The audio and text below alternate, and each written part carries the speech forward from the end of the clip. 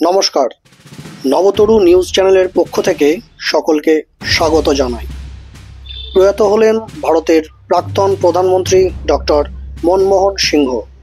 তাঁর মৃত্যুতে ভারতীয় রাজনৈতিক ইতিহাসে এক বড়সড় ইন্দ্রপতন হল। আজ ২৬ ডিসেম্বর বৃহস্পতিবার রাত্রি ৯টা ৫১ দিল্লির এইমসে শেষ নিঃশ্বাস ত্যাগ করেন তিনি। মৃত্যুকালে তাঁর বয়স হয়েছিল ৯২ বছর। তাঁর মৃত্যুতে গভীর শোক প্রকাশ করেছেন দেশ বিদেশের অসংখ্য মানুষ। ক্রীড়া, রাজনীতি এবং অভিনয় জগতের সঙ্গে যুক্ত একাধিক ব্যক্তিরা এই ঘটনায় তাঁদের ব্যক্তিগত এক্স হ্যান্ডেলে শোক জ্ঞাপন করেছেন। ভারতবর্ষের ত্রয়োদশ প্রধানমন্ত্রী মনমোহন সিংয়ের জন্ম ২৬ সেপ্টেম্বর ১৯৩২ সালে পাঞ্জাবের গাহতে। অর্থনীতির কৃতী ছাত্র হিসাবে পরিচিত ছিলেন তিনি। পাঞ্জাব বিশ্ববিদ্যালয় থেকে স্নাতকোত্তর স্তরে পড়াশোনার পর উচ্চশিক্ষা লাভ করেন অক্সফোর্ড ও কেমব্রিজ বিশ্ববিদ্যালয়ে। এরপর শিক্ষকতা ছাড়াও গুরুত্বপূর্ণ দায়িত্ব সামলেছেন বেশ কিছু সরকারি দপ্তরের।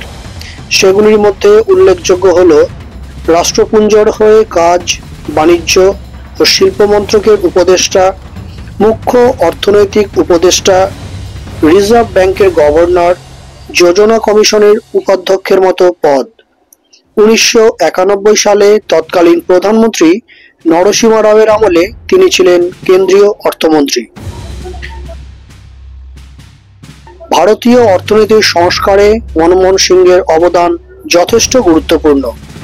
১৯৯৮ থেকে ২০০৪ পর্যন্ত তিনি ছিলেন রাজ্যসভার বিরোধী দলনেতা এবং ৩৩ বছর ধরে তিনি ছিলেন রাজ্যসভার সদস্য।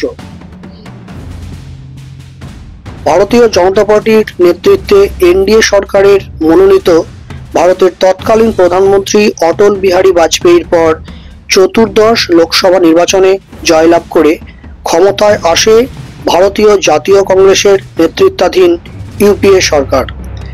সেই সময় প্রথমবারের জন্য প্রধানমন্ত্রীর আসনে বসেন মনমোহন সিংহ। ২০০৪ থেকে ২০১৪ সাল পর্যন্ত পরপর দুবার তিনি প্রধানমন্ত্রী হিসাবে নির্বাচিত হয়েছিলেন। তাঁর পাণ্ডিত্য, প্রগাঢ় জ্ঞান, সত্যনিষ্ঠা, বিনয় ও অনাড়ম্বর জীবন অনেকের কাছেই উদাহরণ হিসাবে থেকে যাবে। আত্মপ্রচার বিমুখ অথচ নেতৃত্বদানে বিচক্ষণ এমন ব্যক্তির প্রয়াণে স্বভাবতই শোকস্তব্ধ সারা দেশ।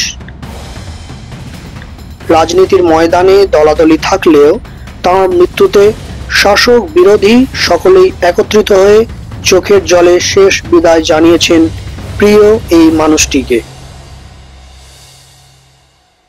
নবতরু নিউজ চ্যানেলের পক্ষ থেকে তাঁর প্রতি রইল আন্তরিক শ্রদ্ধা। ধন্যবাদ।